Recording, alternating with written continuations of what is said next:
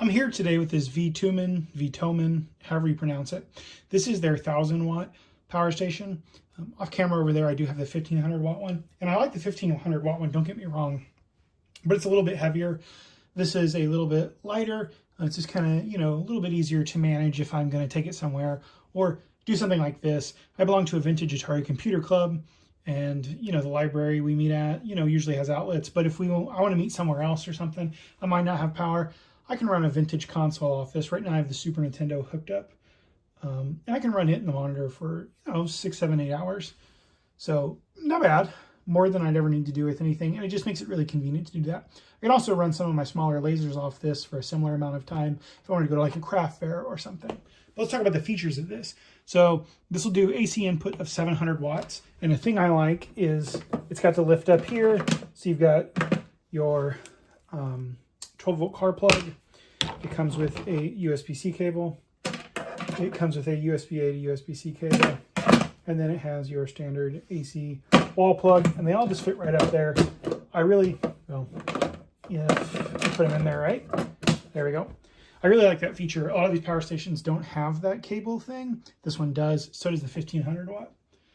What else? You have 3 AC outlets. You've got a quick charge USB-A, as well as just 3 5-volt, 2.4 amp USB-As.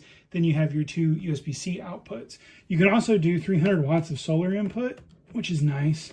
And that just uses Anderson power pole, which I really like because I'm an amateur radio operator, and pretty much all of our stuff uses Anderson power pole, or at least all of mine does. And then you've also got a DC input barrel jack there. You can do 200 watts of. It doesn't come with that barrel jack, but a lot of people have those from various things. It has this connector for jumper cables. I don't have the jumper cable option, so I can't really test that out or tell you about it. I have much better things for doing that are much lighter and kind of just easier to manage. But that would be an option if you're doing tailgating or something. You take this, you could buy that, and you're like, oh man, I left the dome light on and the battery's dead. And then you could jump it from this. And yeah, so really, I just love these things. This is the FlashSpeed 1000 unit, but let's go ahead and check it out here. I already have the Super Nintendo going. Let me turn on my monitor. I always want to call this a LCD PVM, but it's a LCM display. So, I got Bomberman going. Yeah, the colors are washed out. That's this monitor, so it's just the nature of the LCM.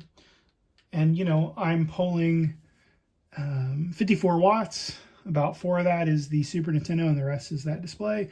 I have 8.7 hours left, and I'm at 87% capacity.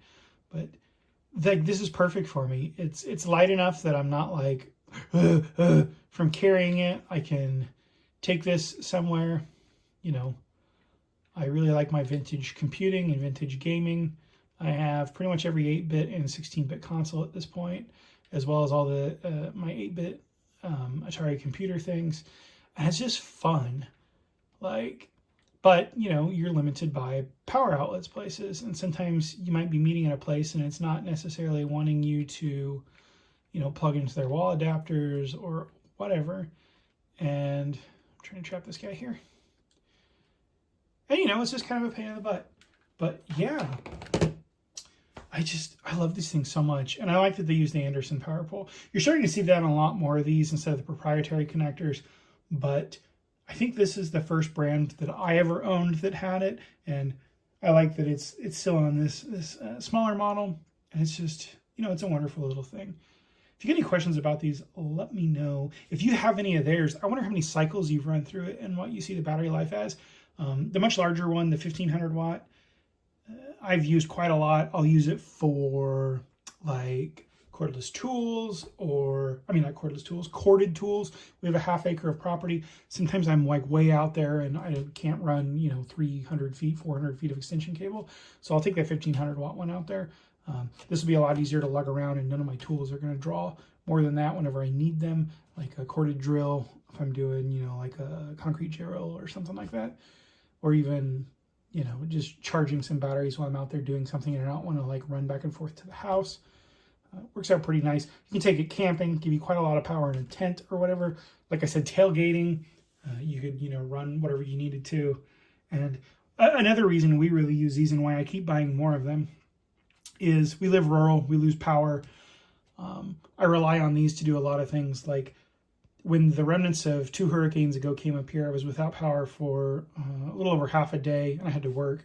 So I had like the 1500 one was running the router and the cable box that you have to have running for the router to work.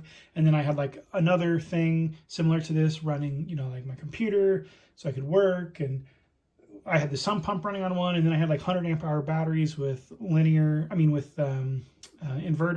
running stuff. It's just so much easier when it's one of these power stations. So I don't have to like drag out a 100 amp hour battery, drag out an inverter, drag out the cables, make sure it's setting so it doesn't get hot. Like all of this wraps that up in one. It's easy. When they start to get low, if the sun's out, I can throw them out, plug in, you know, one of my 200, 300 watt panels and let one charge while I'm using the others. Or if you're camping or whatever, you just set the panels out during the day and let it top itself off. And you've got, you know, a lot more energy there because you're making it on demand, and it's got the convenient power pole plug. I really love that. Anyway, kind of rambling with this. You get the idea. You can do all kinds of stuff with it. Man, those colors are really washed out. That's the downfall of these monitors. But anyway, I digress. I will see you guys in the next video. I should try printing something with one of these sometime. I bet I could get through a shorter print before I ran out of battery. Or if I'm not using a heated build plate, probably a much longer print. It's an idea for a future video. Let's revisit that. I'll see you guys in the next one. I'll have a link to this in the description and sticky comment. See ya.